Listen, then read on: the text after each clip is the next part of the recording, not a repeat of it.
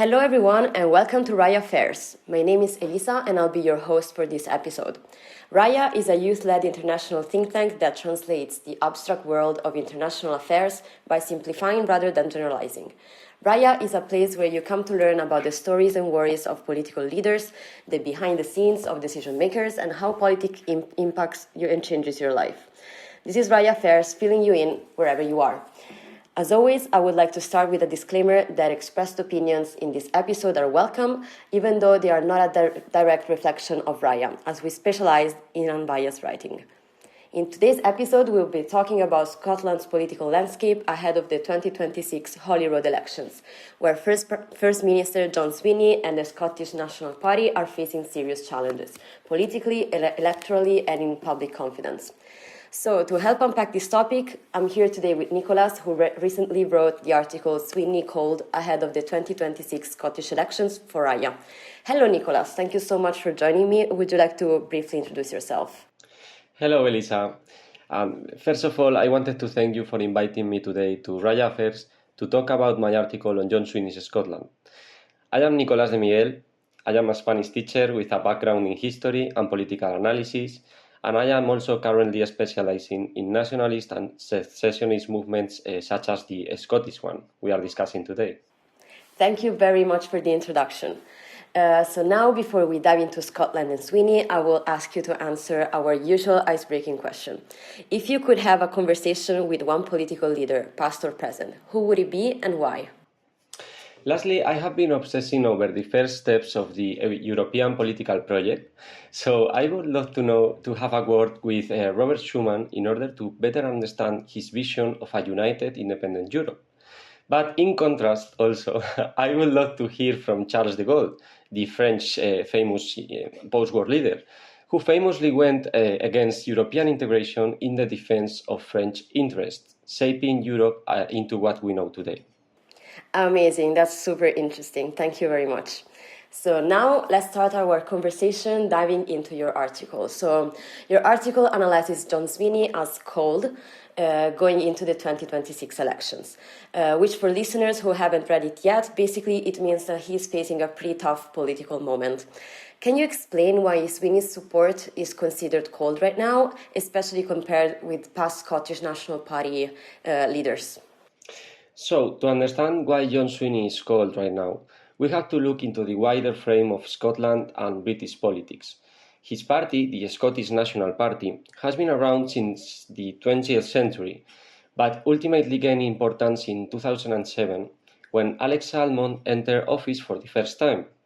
Salmond's tenure peaked in 2014 when he secured an independence referendum from the UK, which ultimately failed, with the topic losing popularity for a while. Another referendum has been prohibited from the UK's central government, as they have the legal power to do so, and despite low popular support in Scotland and the prohibition, the SNP still insists on the matter, while disregarding other pressing ones such as healthcare or the cost of living. Adding this to the 2023 financial scandal within the party, which ended being investigated by the police and with prominent leaders being arrested as a result, the SNP is currently not in the greatest shape since it has existed, despite it still holds office until the next elections of May 2026. Thank you so much. That was really insightful. So Swinney inherited leadership at a very difficult time for the Scottish National Party. After, as you mentioned, the financial controversies and the collapse of Husma Yousaf's leadership. How much of Swinney's challenge do you think is about his own leadership versus the baggage, let's say, that he inherited from the previous scandals? So Swinney is affected of this baggage, as you say. Obviously, it is a hefty burden that he inherited from past administrations such as the one you mentioned, Yousaf's, but also Sturgeon's. Nicola Sturgeon was the previous leader before Yousaf, and she was also the direct heiress, so to speak, of Alex Salmond's, and she was really vocal about independence. And of course, she was also affected by this financial scandal. So this baggage is really heavy. And Swinney is now trying to save the party's images. So the thing is that while this makes it more difficult for him to regain the Scottish public, he's also still using the traditional political slogans of the party during a time when the people are demanding something else, a change in government and a change in tactics. So it could be very well be a renewed SNP, which started caring more about the most pressing matters of the country, such as housing, heating expenses, healthcare. But instead, the party is still focusing on the independence question.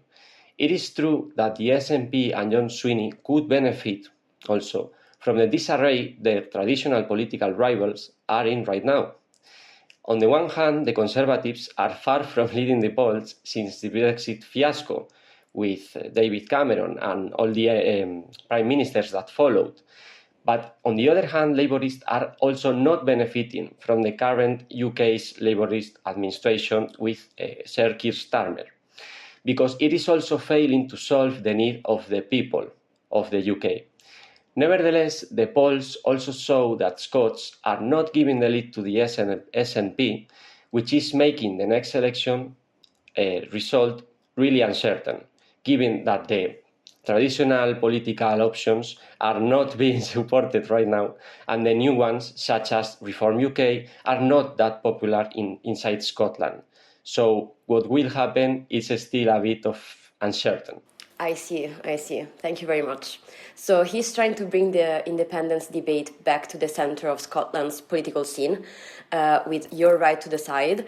But the reality is much more complicated, I believe. So why is the independence strategy such a difficult gamble for him right now? And does it really resonate with voters as much as he hopes, or not really? It is a difficult gamble because it has not worked in the past, in 2014. And this was the one and last chance independence had in reality. Also, bureau players, which are the UK government and its justice, are currently opposed to it, and their permission is essential, according to law, to move forward with a second referendum. So, simply put, they have to give permission to the Scottish government to push for another referendum. On another note, Scots nowadays are, according to the service, more concerned, as I was previously saying, about other pressing matters, such as healthcare, than being part of an independent country. So John Swinney's strategy for a second referendum is just not appealing enough to the public ahead of the next May 2026 elections. I understand now. Okay. So now let's have an explain like I'm 5 years old moment, because this point is very important but not super intuitive. One point you make is that even if the Scottish National Party wins the largest share of votes, gaining an actual majority of seats is still quite hard due to the proportional system. So can you explain to us why Scotland's electoral system makes Swinney's independence plan very difficult to pull off, and also why does this matter? Okay, so to answer to your a bit difficult question, Elisa, because electoral systems are always difficult to explain, I wanted to state that yes, it is difficult for a party in the Scottish electoral system to win an outright majority, given that it is proportional. And the only example we have of this happening was in 2011, when Alex Salmond won with the SNP the first outright majority of Scottish politics. And the thing is that the outright majority is important for the Scottish referendum and independence, because if a party wants to pass a bill unopposed, for example, a bill for a referendum about independence, they have to control the parliament. So that implies having an outright majority or a supportive coalition. But given that the SNP is not the only party that is supportive of independence, but the main one, they just have to control Holyrood. That's the Scottish Parliament. So in order to do so, they have to win the elections by a landslide with an outright majority, right? But this proportional system is actually making it really difficult to occur. And that's because the system is dual.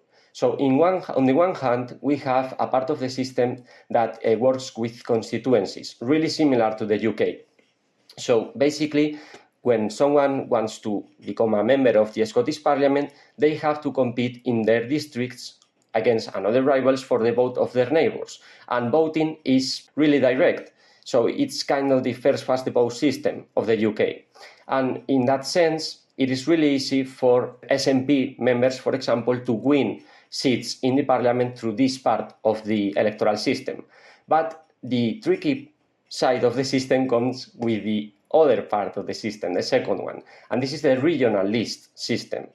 Basically, Scotland in this secondary system is divided into regions, and these regions are larger than the constituencies, and votes are more fairly distributed among candidates. Basically, the parliament seats are divided into the two systems, and when the constituency system gets filled out, the regional system is out there kind of to balance it all out. And for parties that are not that popular to gain, to be represented inside the parliament. I'm struggling a bit to explain this because electoral systems, as I said, are not my specialty, but I hope I made it kind of clear. The system is just rigged to make things more fair. So for a party to win an outright majority, they have to massively be voted out, like in the 2011 elections with Alex Salmond. So in the near future, this is going to be really difficult to happen again, given that independence is not in its brightest moment of existence. Thank you so much. I mean, yes, I totally understand that electoral systems are so hard to explain, but thank you so much because you made it. You were amazing. Thank you so much. The 5 years old inside of me really got it now. So since we're talking about electoral systems, now we can move to discussing the opposition parties. So parties like Scottish Labour and the Conservatives, which are also trying to position themselves as viable alternatives, of course. So how effective do you think that are the opposition parties at capitalising on Swinney's weakness? Like, are they offering a coherent alternative, or is the vote still too fragmented? In this question, it is my opinion that the party that is better capitalizing on the SNP struggle is actually Reform UK, also according to the surveys.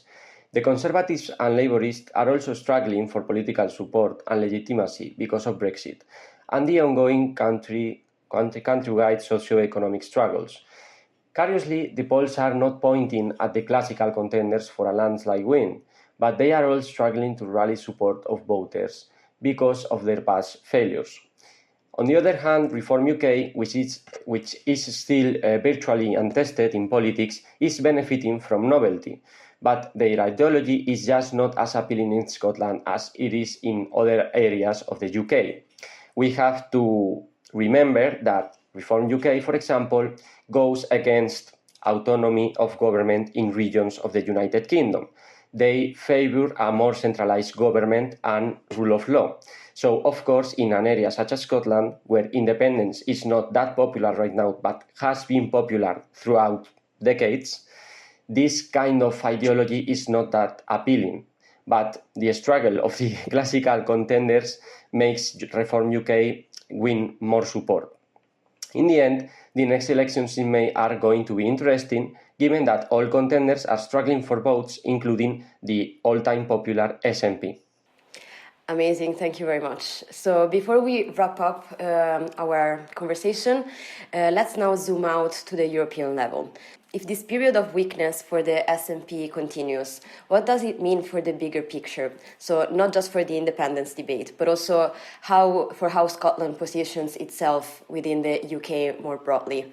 And also, do you think a prolonged phase of political uncertainty in Scotland could actually have some ripple effects at the European level as well on how independent movements are perceived and viewed? So, Elisa, once again, this is a bit of a tricky question, but I will try to answer it properly. And given that I'm trying to specialize in nationalist and secessionist movements, I think I will manage far more better than with electoral systems. So let me divide this answer into two parts, right? So in the first part, we have to talk about the relationship between Scotland and the UK. and the place that Scotland has inside this country. So the SNP weakness is making the topic of independence decay, being in recent years at one of its lowest points throughout history. As I stated earlier, Scots are more concerned about the ongoing socio-economic crisis than about independence. It is as simple as that. If you don't have your house warm or you can't afford groceries, you are not caring that much about in which country you live in, right? It is as simple as that. So this means that for the time being, the United Kingdom is not going to break apart. Nevertheless, the future on this matter is still uncertain, as we are also seeing other regions, such as Wales, scale up their independence gambit because of the crisis the UK is going through. The addition of Scotland and Wales, we should also think about Northern Ireland, which has also been throughout history really vocal about reuniting with Ireland through the struggle with the IRA. On the other hand, when we are talking about the European stage, the downfall of Scottish independence has inevitably added to the perception that independence movements across the continent are simply not working. It has, for example, affected Catalonia, which is a region in my country, Spain, and which is also affected by secessionism.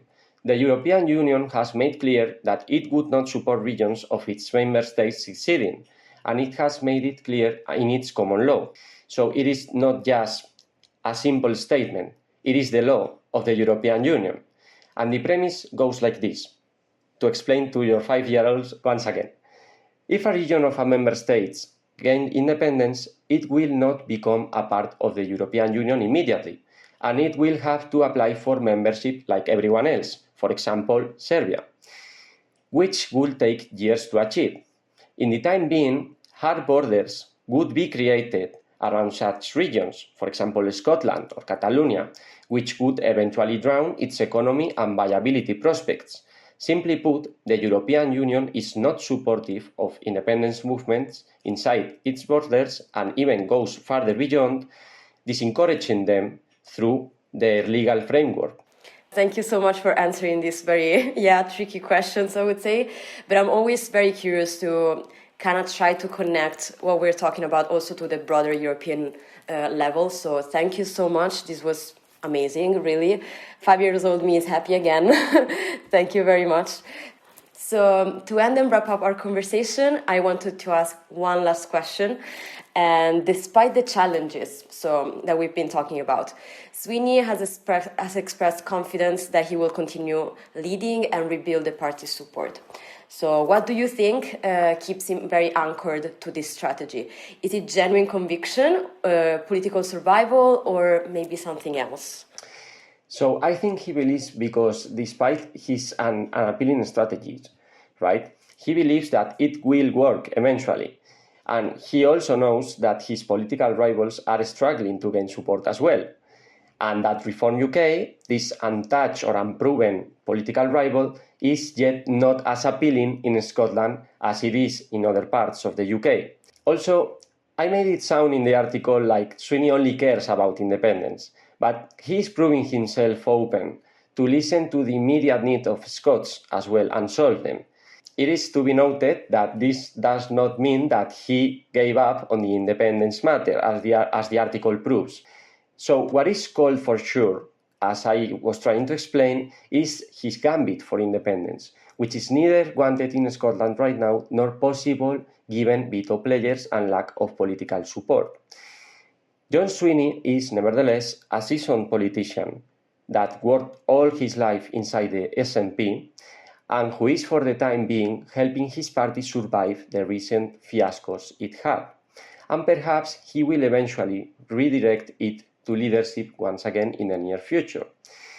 As for the next elections, we will have to wait to see what will be the result and how Swinney's SNP is positioned in the next Scottish legislative term. Perhaps they manage to maintain control of Scotland. Maybe they just lose some seats and cannot rule without a coalition, for example. Nevertheless, the result is, in my opinion, still uncertain to this day. And that's a wrap for today's episode. Thank you so much, Nicolás, for joining me and offering such thoughtful insights into Scottish politics. I feel like everyone today just learned a bunch of new information about electoral systems, European politics, but especially Scottish dynamics, political dynamics. So thank you so much for being here with us today. Thank you so much, Elisa. Thank you so much as well. And to our listeners, make sure to check out Nicolás' article on rayagroup.org and follow us on social media to stay updated on new articles, podcasts, and upcoming content. Thank you very much for listening, and I'll see you next time on Raya Affairs.